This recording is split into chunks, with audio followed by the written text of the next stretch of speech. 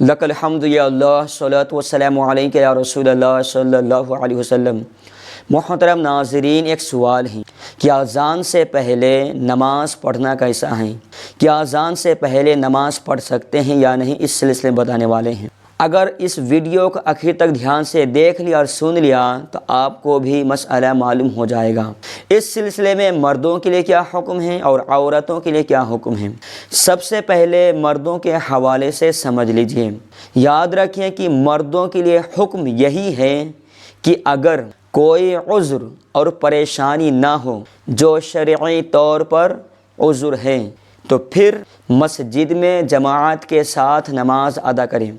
यानी फिर हुक्म होगा कि जब अज़ान हो जाए तो मस्जिद में जाकर जमात के साथ नमाज अदा करें। लेकिन अगर कोई ऐसी मजबूरी है, जैसे कभी कभी आपके साथ भी और हमारे साथ भी मसला पेश आ जाए, कभी कभी ऐसे औकात का सामना करना पड़ता है, जैसे सफ़र और ट्रेन का मसला, कि अगर इंतज़ार करते हैं कि आज़ान हो फिर जमात के साथ नमाज अदा करें फिर जाएं, तब तक लेट हो जाएं, तो अब ऐसे सूरत में शरीयत आपको हुक्म देती है कि अगर वक्त हो चुका है तो आप घर में ही नमाज अदा कर लें, अगरचे जिस मस्जिद में आप नमाज अदा करते हैं उसमें आज़ान ना हुई हो, क्योंकि अब आपके सामने मजबूरी है, उज़्र हैं। तो अब शरीयत का भी हुक्म यही हो जाता है कि ऐसी सूरत में अगर वक्त दाखिल हो चुका है नमाज का तो फिर आप नमाज अदा कर लें। लेकिन अगर कोई ऐसी मजबूरी नहीं है, कोई ऐसा उज़्र नहीं है, तो फिर मस्जिद जाए, आप जमात के साथ नमाज अदा करें, क्योंकि बिला वजह शरई मस्जिद में जमात को तर्क करना एक गुनाह है।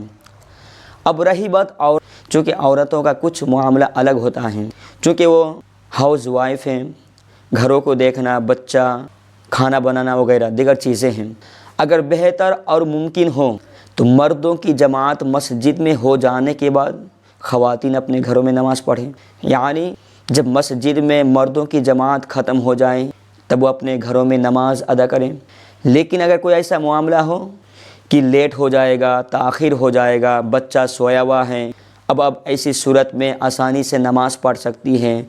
और अगर वो मर्दों की जमात का मस्जिद में ख़त्म होने का इंतज़ार करती हैं कि मस्जिद में मर्दों की जमात ख़त्म हो फिर हम अपने घरों में नमाज़ पढ़ें, तो बच्चे उठ जाएंगे और वो आसानी से नमाज़ पढ़ नहीं सकेगी और नहीं कोई उसको संभालने वाला है, देखने वाला है।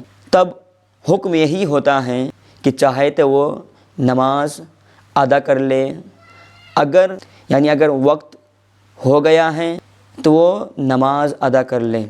जो ये थे चंद मसाइल जो मैंने आपके सामने पेश किया।